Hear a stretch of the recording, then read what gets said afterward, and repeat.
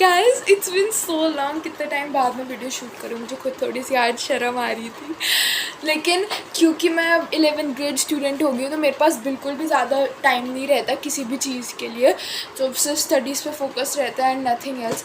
लेकिन मैंने सोचा कि जब भी मेरे मन में ऐसा कुछ आता है कि मुझे शेयर करना चाहिए, I should talk about it, तो मैं उसको शेयर करती हूँ ऑब्वियसली आप लोगों के साथ। तो आज का टॉपिक जो है वो काइंड ऑफ मुझे लगा इम्पॉर्टेंट है, बात करनी चाहिए। मेरे मन में था कि मैं जो भी कुछ आपके साथ शेयर करती हूँ वो मैं उसी से शेयर करती हूँ, रियल लाइफ पे बेस्ड शेयर करती हूँ, जो भी मेरे साथ होता है, जो भी मुझे लगता है। सो मैं वो शेयर तो करूँगी, लेकिन साथ ही साथ मेरा बास्केटबॉल मैच था और वो मैच होने की वजह से मैं डिफेंस खेल रही थी अपने मैच में, हमारा जोनल था और वो मैच था दूसरे स्कूल में। तो क्योंकि वो दूसरे स्कूल में था और 11:30 बजे ऐसे हुआ तो मैच, तो इतनी ज़्यादा कड़कड़ाती धूप में, वैसे अजीब लग रहा है लेकिन इम्पॉर्टेंट, तो इतनी कड़कड़ाती हुई धूप में हमने मैच खेला। तो उससे मेरे मम्मी पापा, जब मैं वापस घर आई तो मुझे बोलना है कि मैं काली होगी, काली होगी, काली भी एज इन क्या, काली कहने का इन द सेंस कि मैं बहुत ज़्यादा टैनिंग हो गई हूँ, टैनिंग हो गई है मुझे बहुत ज़्यादा, और पूरे यहाँ पे दाने दाने हो गए थे और स्किन बड़ी अजीब सी हो गई थी। तो फिर मुझे कहने लगे कि do something about it, do something about it. So mummy फिर मेरे लिए सैंडलवुड फेस मास्क लाई हैं, तो ये अप्लाई करूँगी, लेकिन उससे पहले फ़ेस वॉश करना पड़ता है, तभी फटाफट से वो वॉश करके आते हैं। मैं आ गई हूँ अपना फेस वॉश करके, सो गुड।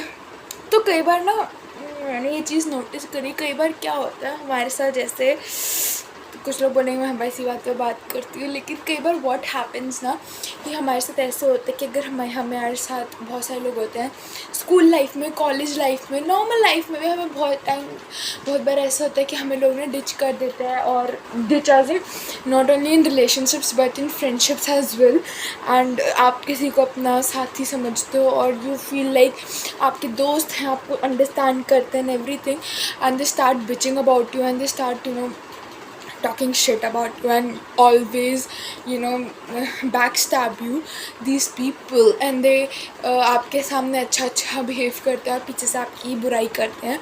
ऐसे लोग बहुत कॉमन होते हैं, है ना। और हम लोग क्या करते हैं, इनकी बातों को बहुत ज़्यादा हम सीरियसली लेते हैं और हमेशा सोचते हैं कि हम बिलीव नहीं करते जब हमें दूसरे इनके बारे में बताने की कोशिश करते हैं। हम सोचते हैं कि यार ये गलत बोल रहा है इंसान, हमारा दोस्त हमारे साथ कभी कुछ ऐसा कर ही नहीं सकता। हम क्या करते हैं, हमें बाद में चलो पता भी चल जाता है, इस बारे में मैंने पहले बात करी हुई है कि हम नहीं बिलीव कर पाते, लेकिन हमें दूसरों में बिलीव करना चाहिए थोड़ा थोड़ा, और मेनली अपने ऊपर बिलीव करना चाहिए। लेकिन मोस्ट ऑफ द टाइम्स क्या करें, क्योंकि ये मैंने खुद फेस किया कि ओके हम उस टॉक्सिक फ्रेंडशिप, उस टॉक्सिक इन्वायरमेंट से खुद को दूर कर लेते हैं, है ना, लेकिन स्टिल इवन आफ्टर दैट हम लोग ना कहीं मन के अंदर ना हम उसमें फिर भी अटके रहते हैं। हमें होता है कि यार नहीं जी, हम चाहते हैं, कहीं ना कहीं हमारे अंदर का ट्रू सेल्फ चाह रहा होता है कि यार भगवान क्यों इनका, मतलब इन्होंने हमारे साथ इतना बुरा किया और ये तो बड़े सस्ते में निकल गए, इजी लैंग्वेज में किए तो बड़े सस्ते में निकल गए, इनको तो कुछ करना ही नहीं पड़ा। हाँ, तो मैं सीजर्स लेने गई थी इसे काटने के लिए, कहाँ पर थे हम, हाँ। सो हम लोग उस टॉक्सिक सिचुएशन से निकल जाते हैं, बट हम फिर भी ना, मतलब कहीं ना कहीं हमारे मन में यही रहता है कि हम कैसे उस even after getting out of it, हमें सोचते हैं कि कहीं ना कहीं हमारा मन फिर भी वहीं पर अटका हुआ होता है। हम लोग ना हटके भी कहीं ना कहीं उनके साथ जुड़े हुए होते हैं, तो वो कहीं ना कहीं चीज़ हमें हर्ट कर रही होती है, बट हमें नहीं पता था हम उससे कैसे डील करें। बहुत सारे लोग कहते हैं कि बात करो, कुछ लोग बहुत नकचड़ हो जाते हैं, चिड़चिड़े हो जाते हैं, बड़े गुस्से वाले हो जाते हैं। मेरा मानना है let go, seriously let go, care करना छोड़ दो। और ये अभी भी कुछ लोग कहेंगे यार कितना इजीली बोल रही है, this is not that easy, इतना इजी थोड़ी होता है ये बोलना कि लेट गो कर दो और केयर मत करो, नहीं होता। बट आपके पास कोई चॉइस नहीं बची होती, क्योंकि कहीं ना कहीं आप उन्हें कुछ कह भी नहीं सकते, क्या कहोगे आप उन्हें, क्योंकि आप उस रिलेशनशिप से, आप उस सिचुएशन से बाहर हो, आप फिर उन्हें कुछ कह नहीं सकते हो, क्योंकि आपका और उनका कोई नाता नहीं है। लेकिन फिर भी कहीं ना कहीं आपके मन में ना वो वो चीज़ रह जाती कि इन्होंने तो हमारे साथ कितना ज़्यादा बुरा किया और इनको तो उसका वो वो रिज़ल्ट मिला ही नहीं। इनको जो उन्होंने बुरा किया उसकी सज़ा इज़ वेरी हैवी वर्ड, लेकिन फिर भी उनको वो चीज़ मिली ही नहीं। तो हम लोग कहीं ना कहीं हम लोग खुद टॉक्सिक बन जाते हैं और हम उनकी तरह ही बन जाते हैं, और वो हमें नहीं बनना चाहिए। और हम इतने ख़राब हो जाते हैं ना, आप खुद में हम इतने ज़्यादा ख़राब हो जाते हैं। पानी डालना है? नहीं, वो इनफ हो गया, उसको क्यों इतना और वो करना है। ओके, हम इतना तो ख़राब हो जाते हैं ना खुद में ही कि हम में और उनमें कोई फिर डिफरेंस रहता ही नहीं है। उसका सल्यूशन सबसे बड़ा क्या है? अपने आप को क्लेंज करना स्टार्ट करो। Start cleansing yourself. खुद को ऐसे क्लेंज करो कि आप आप में और उनमें डिफरेंस है। ये आपको किसी को प्रूव नहीं करना, खुद को प्रूव करना है। क्योंकि अगर आप ही टॉक्सिक हो जाओगे तो आपके में और उनके में डिफरेंस क्या रहेगा? अपने आप को हर्ट करने से फिर आप वही बन गए हो। अगर आप अपने आप को भी हर्ट कर रहे हो, किसी और को हर्ट नहीं कर रहे हो, तो आप वही बन गए हो, और वो सही नहीं है। सो उसके लिए बहुत सारे वेज होते हैं। स्पिरिचुअलिटी एक वे है। थोड़ा बहुत भगवान की तरफ जाओ, और भगवान से याद है, चीज़ें भगवान के ऊपर ही छोड़ दो। मैंने ये चीज़ देखी है, पता है, हम अगर दूसरे के बारे में बुरा बोलते हैं ना कहीं वो चीज़ हमें आके दोबारा लग जाती है। Karma is a thing and it is a very strong thing.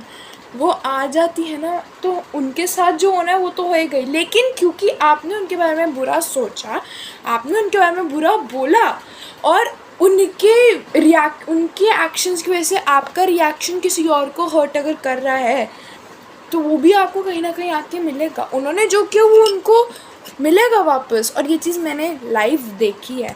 जिन्होंने मेरे साथ बुरा किया, बुरा as in not that bad, लेकिन जिनका बुरा बर्ताव था, जिन्होंने ख़राब किया, उनको उनके एक्शंस का वे किसी ना किसी तरीके से वापस मिल गया।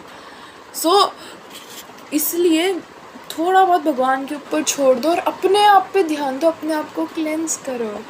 और अब ये फेस मास्क मैंने लगा दिया है, और इसके बाद देखने कि इससे मेरा फेस कितना क्लेंस होता है।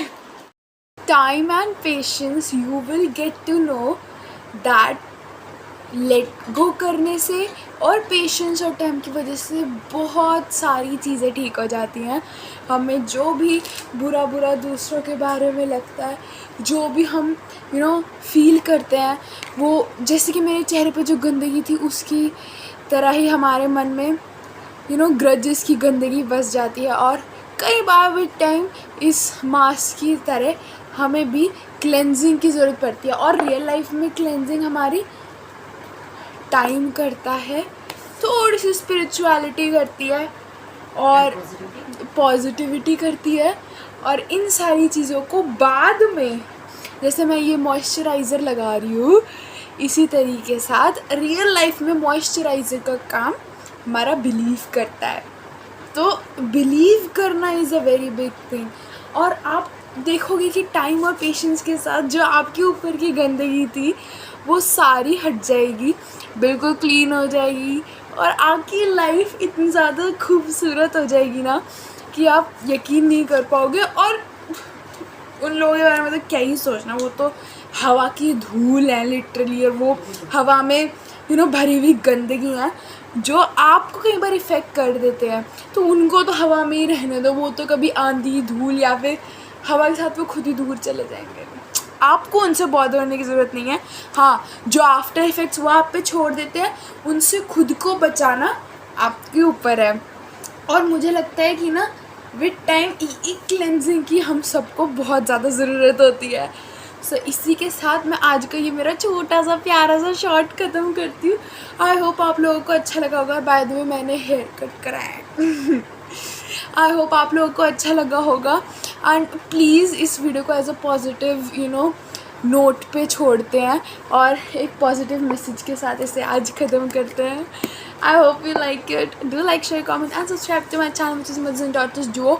Stay positive, stay blessed, and I love you guys all so much. Bye.